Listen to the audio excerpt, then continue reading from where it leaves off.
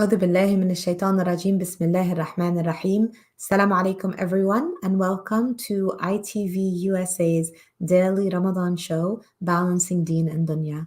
My name is Dr. Suzy Ismail and I'm privileged to be your host for this Ramadan show where every day in Ramadan we meet at 2 p.m. Eastern Standard Time to really get to chat with some influential figures in our communities, service providers, leaders, change makers. And today, alhamdulillah, we're blessed to have one of these change makers, one of these leaders with us on the show. I just want to take a moment to introduce today's guest, which is Brother Oussama Jammal. He is the Secretary General of the U.S. Council of Muslim Organizations, also known as USCMO. It's an umbrella organization of national, regional, and local Muslim organizations. Brother Jammal served in different capacities, including the former president and chairman of the board of the Mosque Foundation in Bridgeview, Illinois, the Interfaith Advisory Board of the Department of Homeland Security, the Federal Emergency Management Agency of Cook County, Illinois. He's also been a member of the Strategy Board of the Metro Industrial Areas Foundation, which is one of the largest community organizations in the U.S. Formerly, he was the National Director of Mass PACE, which is the Public Affairs and Civic Engagement Division of the Muslim American Society. He's also the former president of Fox Valley Muslim Community Center in Illinois and the former president of the Council of Arab Organizations, as well as the former chair of the steering committee for the Islamic Society of North America's annual convention. So without further ado, we'd like to welcome Brother Oussama into the show. Thank you, Sister Suzy, and thank you for hosting me on your show. Assalamu alaikum. It's very nice to have you with us, alhamdulillah. I know you have a busy schedule and we appreciate you taking the time out to join us today. So, Brother Oussama, just to start us off, reading your bio, and I know this is an abridged version of the bio, mashallah, there's a lot that you have been involved in, really kind of at the forefront of building organizations, mobilizing national movements that are representative of the Muslim community. And I'm very curious to kind of learn a little bit more about your journey. How did you get to where you are today? And tell us a little bit about what it is that you do today. Well, Bismillah ar-Rahman ar-Rahim, alhamdulillah, wa salatu wa salam ala Rasulullah. Thank you again. The journey is a long journey, no doubt about it. But it is, for me, it's a lovely journey. It's a journey of my choice and the blessings of Allah subhanahu wa ta'ala that He has provided me the opportunity to be in where I am now and what I always love to do. Starting from from the very beginning when I was a student in the U.S. To study, and I was just so happy to see the ability of people in this country to do whatever they would like to do, especially becoming an activist within your community. I learned a lot during student life. That was my golden age. That was my really the uh, uh, the takeoff of, if you will, of my life into activism, community service. And I have noticed that I think there is no limit to what you can do as long as you are focused and knowing exactly what you want to do. Let me start here from the last thing here, the U.S. Council of Muslim Organization, because this is really what's important and maybe what the Muslim Americans need to know. By the blessings of Allah subhanahu wa ta'ala, the U.S. Council of Muslim Organization was established. And by the way, this year we are celebrating the 10th anniversary. The concept or the discussion about this started in 2010 during the Mass ICNA convention in Chicago. Though there were many attempts to form a council in the past, great efforts, unfortunately, it did not last long to keep it in place. So in 2010, we had a first meeting and we discussed, the direction of the Muslim community and the need to have a strategy, to have an agenda, to have a vision, to have an outlook. Where we go, alhamdulillah, the community is growing on almost every aspect. So we decided to continue the discussion, and we went through several retreats in Washington, D.C. over a couple of years. And in 2013, we finalized and we said, okay, we are going to form the U.S. Council of Muslim Organizations, which registered in the District of Columbia. And here we are, alhamdulillah, our eight founding members. We list them in alphabetical order: the American Muslim for Palestine (AMP), the Council on American Islamic Relations (CARE), the Islamic Circle of North America (ICNA), the Muslim Alliance in North America (MANA), and then Muslim American Society (MAS), and then the Muslim Legal Fund of America, um, and also MUNA, the Muslim Ummah of North America, and then the Ministry of Imam Mu'tadim Muhammad, the Mosqueers. So those were the eight founders of the council. And ever since, we've been growing from eight. Now we are almost 45 organizations, representing Muslim organizations from coast to coast, grassroots, civil rights, legal rights, youth organizations.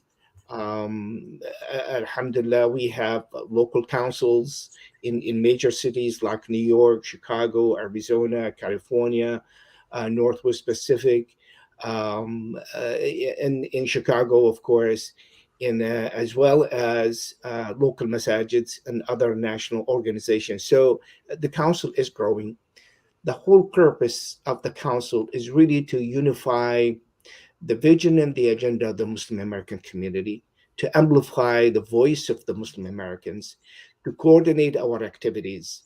We have many, many challenges. Islamophobia is definitely one of those, but I don't want it to be a haunting issue for us. It should be actually a way to assert ourselves and take our place in this society and be more engaged, more active, more contributing. And then I'm sure that we will be able to assert ourselves and highlight what Muslim Americans do for America, contribute for America, and they are great citizens to always make America great. So with those kind of things that, I I now dedicated my life to continue with the council to make sure that we expand and we include all our Muslim organizations and make sure that we always represent. Alhamdulillah, we have black and white, we have Indian, Pakistani, we have Arabs, we have Somalis, we have Rohingya, we have the Uyghurs, we have the Bengalis. I mean, Alhamdulillah, we have very, very diverse organizations and representation of the community. That's where we believe the U.S. Council of Muslim Organization is a true representative of the cross section of the Muslim Americans in the U.S. So. I started, as I said, a student activist. It was my passion. Involved in Muslim student associations from Utah to Ohio, and finally, after graduating, I moved to Chicagoland area, and that's where I spend now most of my time, though traveling between states and cities. But that's my quick journey, if I would like to say. Okay, Jazakallah khair. That's definitely a very fulfilling journey, mashallah, starting in 2010 with an idea and, excuse me, building from there until this umbrella organization was kind of realized. So what is it that USCMO offers as an umbrella organization that has all of these other organizations under it? Like, what does its presence actually mean? What does it mean for any Muslim organization or Muslim community member? Right. Well, we have to understand that we live in America, and America is a very big country. As a matter of fact, it's a continent. So, in America, in order to have your community have a place, have a voice, you have to have a representation that truly reflect the makeup of your community. Especially, we are a very unique community because we come from different backgrounds. We're not monolithic in terms of ethnic background. We truly represent all kinds of Muslims around the world. We are the little Mecca, if you will. So we need to have representation. We need to have a voice. We need to have recognition.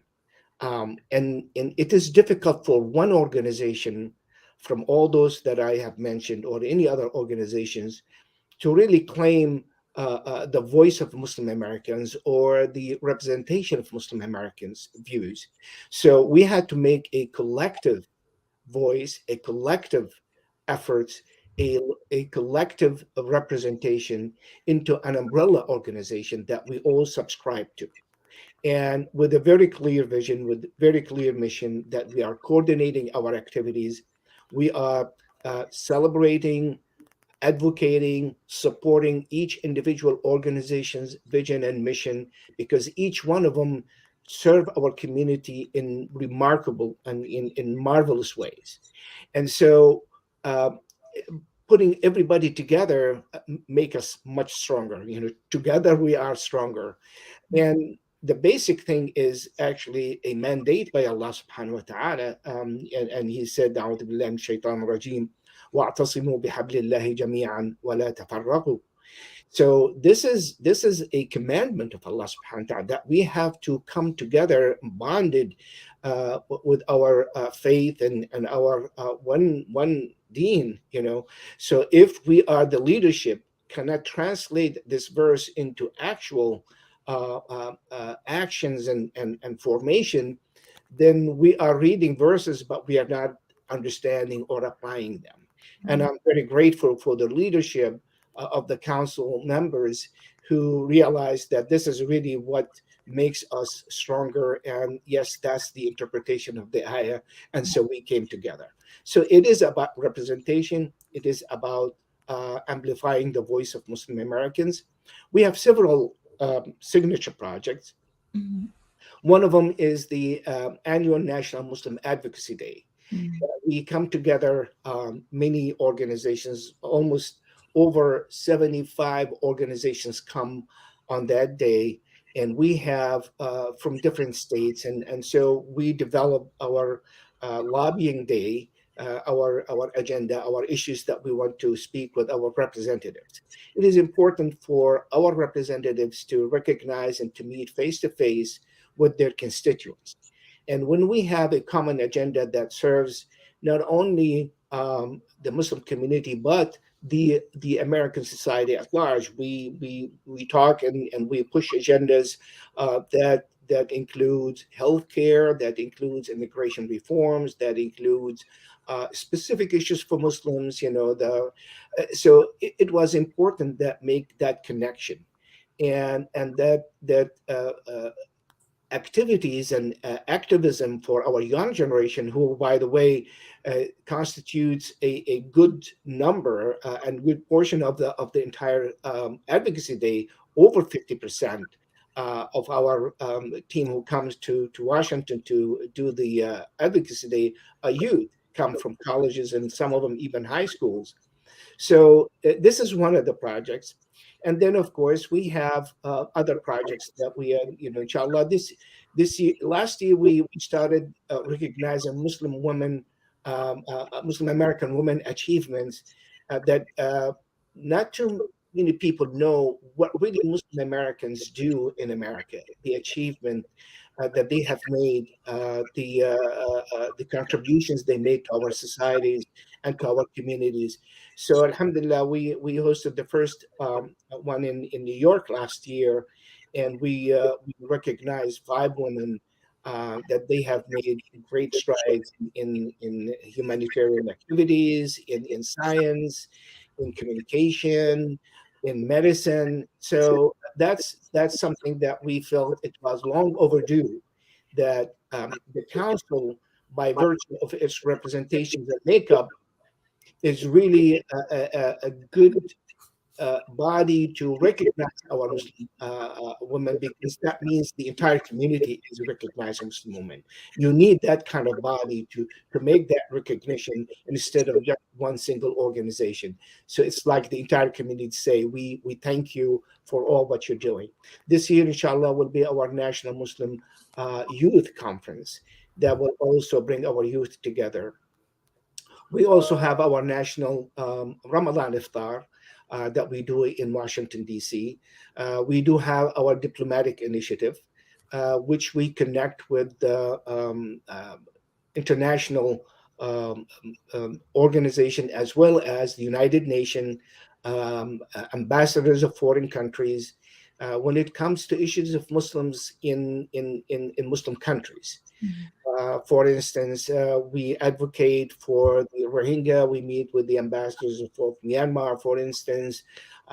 We met with all other acting and influencing countries like Germany, France, um, uh, uh, Turkey, Indonesia, many other countries, to pay attention, even the Russian embassy, to push for the Rohingya and to protect the Rohingya people. As well as, when it comes to Syria, or when it comes to, we connect also with the U.S. State Department.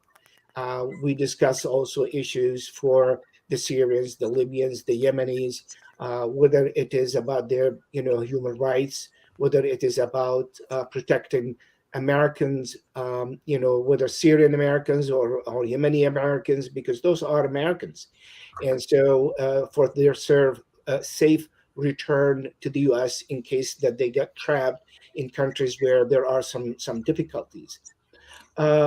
Actually, we have several. This year, we are launching the Muslim American Equity Initiative, Mhm. which is also known the Twin Mosque Initiative, Mhm. and that is basically bringing our African American Muslim community and the immigrant community together. Mhm. A year-long activities that will, inshallah, remove all barriers of communications, of interactions, of cultural understanding and celebration. And so, because we are one community and we all can serve our community much better when we are together, and even our country, than when we are everybody minding their own business. I think this is not what Islam is all about. That is not what Mhm. our community is all about. Mhm. So this is our major signature project for 2023. We hope that everyone will support us for this, because it is time to go beyond um, Zoom meetings and rallies about Black Lives Matters into real actions, real integration, real connection, real one community understanding and practicing. So that's another project, and Excellent. Mashallah. there are too many. So Yes, mashallah. There's definitely a lot that helps me better understand kind of what the organization does. I'm sure it helps our viewers understand that, it's more than just a lobbying organization. That yes, the lobbying component is important in, having a presence, the advocacy work that you do, but there's also work that's happening internally within the Muslim community. yeah. So, Brother Osama, I want to ask you, a lot of what we see kind of happening throughout the month of Ramadan is, many interfaith dinners, introductions to people of other faiths working with churches or with synagogues. Something that we are just starting to see the seedlings of is intra-faith work, meaning within the Muslim community, having a masjid that is, primarily attended by Sunni congregants join with a masjid, that's primarily attended by Shia congregants. And within our communities, we've been hearing, different perspectives on, and when you brought up the idea of twinning mosques and equity, what do you see as an umbrella organization when there are, different ways of practicing Islam, whether it is the Ahmadiyya community, Ismailiyya community, Shia community, and we're seeing more and more kind of presence. What does USCMO do? Is there intra-faith work that is occurring as well? No doubt, we live in a country and in a society that is very open and very diverse, and there's a freedom for everyone to practice the way they want, religious, not religious, Muslim, non-Muslim.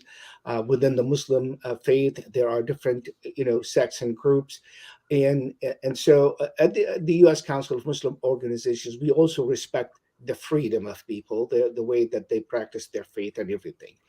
And obviously, as a majority of the Muslim community, we relate to what our teachings and what our principles are, and we try to make sure that we serve the communities and we serve the organization. Remember that we have member mosques as well, so they practice their own, um, so we do understand that diversity is what this country is all about, and Islam recognized the diversity. Islam is the only religion that is clearly that Allah Subhanahu wa Taala in Surah Al-Kahf declared that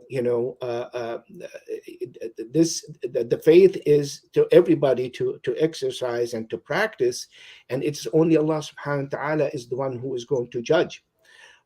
So for us, we respect that diversity. We certainly work with the different issues, and unfortunately, in some cases, politics got into the middle of faith that made it some even within the Sunni groups. Unfortunately, Mm, that you find out because of politics that created polarization.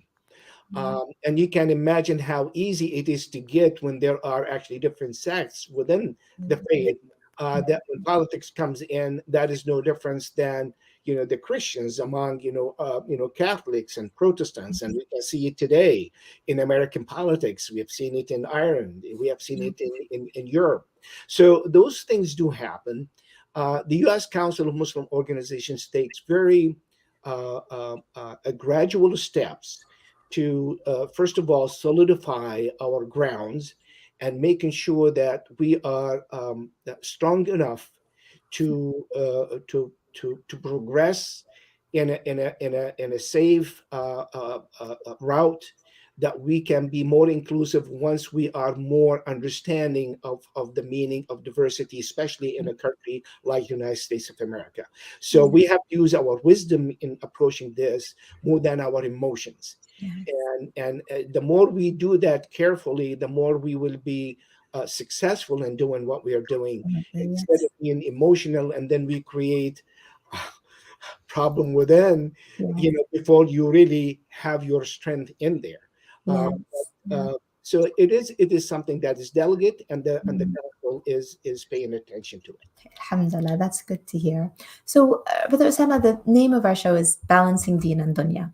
And we always like to ask our guests, on a personal note, looking at your bio, seeing the involvement that you have from a political perspective, from a community perspective, just from a leadership perspective, how do you find balance, whether it's with family time, with your own spiritual routines and connection to Allah, while also being the face of, so many organizations essentially outside of your home? Well, it is easy. Allah subhanahu wa ta'ala summarized it in one ayah. أعوذ بالله من الشيطان الرجيم قل إن صلاتي ونسكي ومحياي ومماتي لله رب العالمين وبذلك أمرت وأنا من المسلمين. So this is what it is. We've been created to serve Allah subhanahu wa ta'ala. We have a mission in life, and that is to use everything that Allah subhanahu wa ta'ala has created for us. Allah have made everything subservient to the son of Adam. Everything is around us is to serve us in a way that we are in harmony with His creation, and also to fulfill the purpose and the goal, and that is everything we do is to please Allah Subhanahu wa Taala. I can be a scientist and use everything that Allah has created to make inventions that serve humanity for the betterment of humanity. And I see this as glorifying Allah subhanahu wa ta'ala as a creation.